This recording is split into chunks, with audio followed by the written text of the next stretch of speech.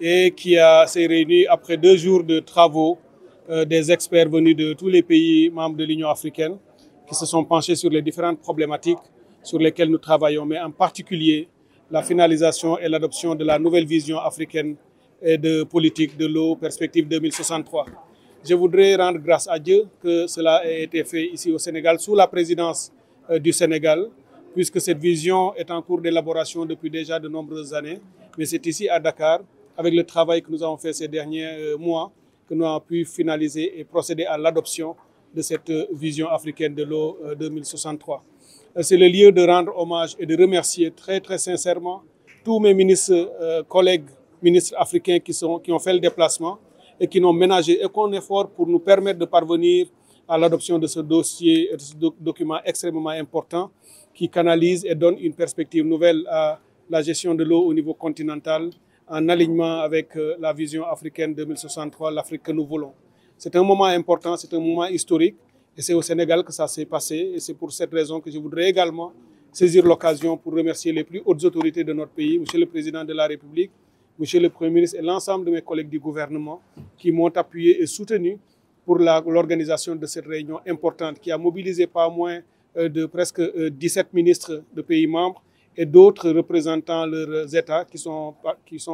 venus à Dakar pour participer à ce moment important. Donc au total, une trentaine de participations, presque un record par rapport à la présence ou au nombre de participants aux différentes assemblées annuelles, assemblées générales de l'AMCAO, avec également des participants en ligne qui avons travaillé dans un esprit très ouvert, très constructif, d'abord au niveau des experts, mais ensuite au niveau des ministres, qui nous a vraiment permis rapidement, après notre huis clos, de revenir au niveau des experts pour adopter l'ensemble des décisions et de nos résolutions. C'est donc un premier point de départ pour l'Afrique que nous allons consolider. Le document va être amené au niveau de l'Union africaine avant d'être transféré au niveau du sommet des chefs d'État et de gouvernement pour son adoption finale. Et c'est vraiment un moment important, je voudrais le saluer, marquer, disons, que le Sénégal continue d'affirmer son leadership dans la question de l'eau, de la diplomatie de l'eau de manière générale, puisque ici, au niveau de la sous-région, avec l'OMVG, avec l'OMVS, avec toutes les expériences que nous développons, mais aussi avec les perspectives nouvelles qui s'ouvrent, les autoroutes de l'eau, les grands transferts, mais également tous nos projets pour garantir l'équité, la justice dans l'accès à l'eau potable et à l'assainissement. Ce sont des exemples qui renforcent déjà la position du Sénégal comme pionnier, comme pays leader en Afrique et dans le monde. Je dis dans le monde puisque vous le savez, en 2026, le Sénégal va co-organiser avec les Émirats arabes unis la conférence des Nations unies sur l'eau. D'ailleurs, en janvier prochain, nous recevrons ici à Dakar la réunion préparatoire de très haut niveau avec beaucoup de participants qui viendront pour l'adoption ou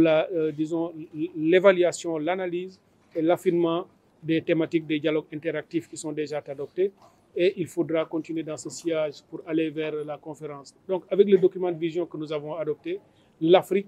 aura ce qu'il faut, son référentiel, pour pouvoir parler d'une seule voix, compter sur la scène internationale et faire avancer ses propres besoins, ses préoccupations, mais également partager avec le reste du monde ses expériences, son expertise aussi en matière de gouvernance de la ressource eau, pour que nous continuions davantage sur la scène. Notre vision lui-même, parce qu'il faut une vision stratégique qui a des axes sur la gestion intégrée de la ressource, sur l'utilisation de la ressource comme un levier transformationnel pour le développement économique et social, sur la mobilisation des ressources pour le financement du secteur de l'eau, en comptant d'abord sur les ressources propres à nos États, la mobilisation des ressources domestiques, et ensuite seulement le recours à des financements extérieurs. Mais c'est également l'utilisation des technologies du numérique, de l'innovation pour faire de la gestion de la ressource eau une gestion de qualité. Nous avons également dans ce document toutes nos expériences déjà capitalisées dans le domaine de la gouvernance partagée de l'eau, au niveau de la coopération sous-régionale. Vous savez qu'à ce niveau-là, nous avons beaucoup à partager avec le reste du monde. Ce sont tous ces éléments qui structurent une nouvelle façon de gérer l'eau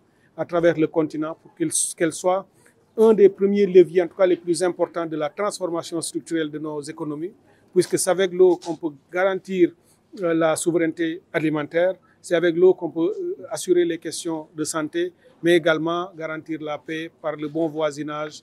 etc. Donc ce sont tous ces éléments qui sont dans le document. Nous avons également abordé des questions liées à la gouvernance de l'AMCAO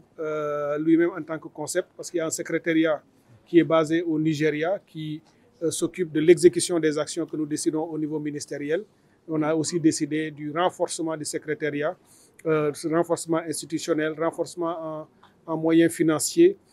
par des rattrapages au niveau des cotisations des États membres, par l'augmentation graduelle même des contributions des États membres, mais également par toutes les stratégies nécessaires pour faire de ce levier l'un des premiers et les plus importants conseils thématiques ou sectoriels au niveau continental, qui fait déjà de très très grands résultats. Déjà depuis l'année dernière, lorsque nous avons pris la présidence à maintenant, il est unanimement reconnu que l'AMCAO a commencé à se relever vraiment et à poser des actes extrêmement importants sous le leadership du Sénégal.